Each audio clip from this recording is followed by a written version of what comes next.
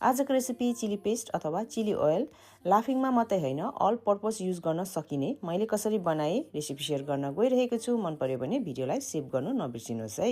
यो chilli oil अथवा chilli paste बनाउनको लागि मैले 3 प्रकारको खोर्सानी लिएको छु। सुक्खा खोर्सानी नर्मल खालके छ, एउटा काश्मिरी चिली छ र यहाँनिर सुक्खा डल्ले खोर्सानी पनि लिएको छु अलिक पिरो बनाउनको लागि। अब यी सबै खोर्सानीलाई चाहिँ म भुट्न गइरहेको छु। खोर्सानी भुट्दाखेरि एकदमै खरिने गरेर भुट्न हुँदैन। हातले छाम्दाखेरि जस तपाईहरुले छाम्नु सक्ने छ भने चाहिँ हुन्छ। यति भुटेपछि अब सेलिनुको लागि मैले एउटा प्लेटमा ट्रान्सफर गरेर राखेको छु। राम्रोसँगले सेलिसकेपछि चाहिँ अब यसलाई पिस्न पर्छ। पिसेर मैले यतिको रेडी गरेको छु। यसलाई फाइन पाउडर बनाउनु पर्दैन, अलिक खस्रो खस्रो नै राख्दाखेरि हुन्छ। ग्यासको हिट एकदमै लो राखेर मैले यहाँनिर आधा लिटर तेल राख्दैछु कराईमा। अब यो तेल नतातिकिन यहाँनिर 5वटा स्लाइस मैले अदुवा पनि राखेको छु। सँगसँगै ठुलो चम्चीको 5 चम्ची चाहिँ मैले लसुन मसिनो चप गरेर राखेको छु। सँगसँगै थोरै यहाँनिर प्याजको पत्ता पनि राखेको छु।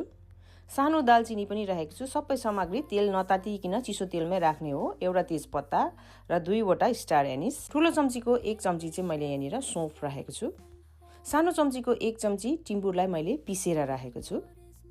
ग्यासको हिटलाई मिडियममा राखेर अब यो राखेको सामग्रीहरूलाई चलाउँदै यसरी पकाउने। तेल रेडी हुँदै गर्दाखेरि पिसेको खोर्सानीमा मैले स्वाद अनुसार नुन राख्दैछु अनि यसलाई राम्रोसँगले मिक्स गर्छु। तेल रेडी भयो कि भएन भनेर चाहिँ यसरी थाहा हुन्छ। यो जति पनि मैले एड गरेको सामग्रीहरू थियो सबै गोल्डन ब्राउन भएर आइसकेको छ। अब तेल रेडी छ। ग्यासलाई अफ गरेर तातो तातो तेल चाहिँ यो रेडी गरेको खोर्सानीमा राख्नुपर्छ। सबै तेलहरू राखिसकेपछि एकपल्ट मिक्स गर्नुपर्छ। मिक्स गरिसकेपछि एकदमै राम्रोसँगले सेलाउनको लागि छोडिदिने। कम्प्लिटली सेलिसकेपछि यसको कलर पनि एकदमै राम्रो आउँछ। ल हेर्नुहोस् त पर्फेक्ट कलर आएको छ। हेर्दै कति खाउँ खाउँ लाग्दो। अब यो स्टेजमा म ठुलो चम्चीको 2 चम्ची व्हाइट भिनेगर एड गर्दैछु। यसलाई पनि राम्रोसँगले मिक्स गरिसकेपछि चाहिँ यो रेडी छ स्टोर गर्नको लागि। स्टोर गर्नको लागि स्टरलाइज गरेको बोतलको जारमा स्टोर गर्नु होला। धेरै लामो समयसम्म तपाईहरुले राखेर खान सक्नुहुनेछ।